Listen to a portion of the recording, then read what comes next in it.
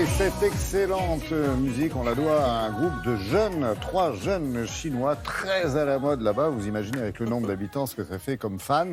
Et que vous allez nous présenter, Marie, ce matin. C'est une jeunesse populaire chinoise. Oui, c'est ça. C'est les TF Boys, The Fighting Boys. Ça veut dire les garçons combattants. Et ils n'ont absolument rien de rebelle. Non, voilà. Bah oui, ça se voit. Tête de premier de classe. Ouais, la frange absolument parfaite. Et effectivement, ils sont incontournables. En Chine, c'est incroyable.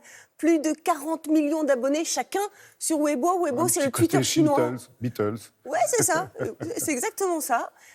Ils ont reçu des tonnes de récompenses, premier au hit parade. C'est vraiment des grosses stars. Ouais. Et c'est un des rares groupes qui a autant de succès dans son propre pays et qui arrive aussi à dépasser les frontières parce qu'ils ont aussi leurs fans à Taïwan et Corée du Sud. Ils sont pas dans le vent, hein, Patrice. Ils sont dans le courant d'air, eux. Bon, c'est assez. Il faut quand même préciser que c'est vraiment très étonnant. Ouais.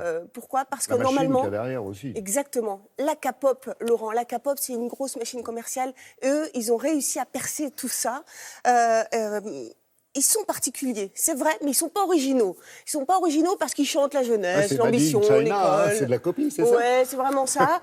En revanche, ils ont un petit truc en plus. Ils ont un petit truc en plus, Laurent. Vous savez ce que c'est ? Allez-y. Ils sont très patriotes. Allez. Non. Si. On regarde ? Allez.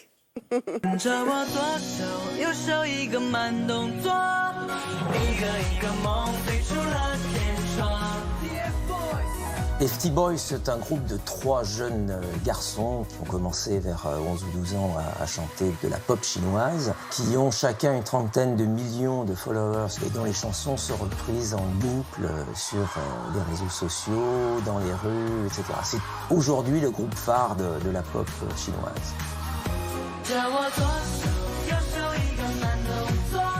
L'élément fondamental, c'est sans doute leur jeunesse, leur fraîcheur. C'est, disons, un petit peu l'idéal de l'amoureux pour les jeunes filles chinoises à l'heure actuelle, bien que leur influence dépasse ce milieu des adolescentes, puisque même des dames dans la quarantaine sont fascinées par ce groupe.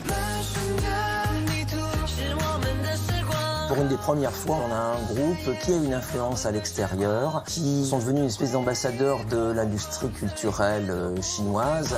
Et ça explique la tentative du Parti communiste d'essayer de prendre le contrôle de ce groupe, notamment pour sortir des chansons qui sont des chansons carrément de propagande communiste.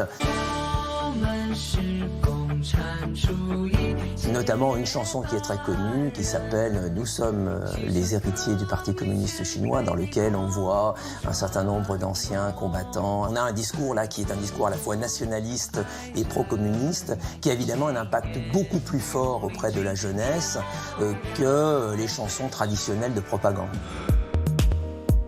Ce projet d'avoir une plus grande influence sur la culture mondiale se joue évidemment aussi dans les grandes organisations internationales. Et par exemple, le leader de ce groupe-là a pu s'exprimer dans une réunion dans les Nations Unies. My name is Roy Wang.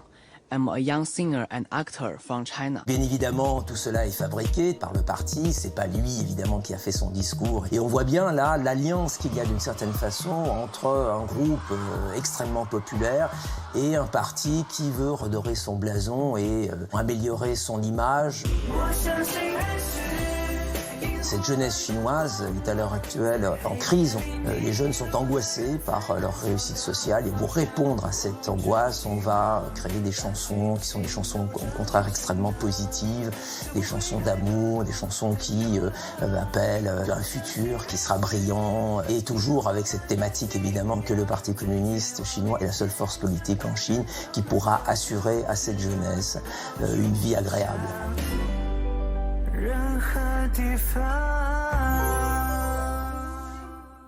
Non, Laura, ce ne sont pas des cœurs à prendre. Marie, pourquoi on parle de ces 3 jeunes là aujourd'hui ? Et tout simplement parce qu'il y a un des 3 garçons qui a été classé par le Time parmi les 30 jeunes les plus influents.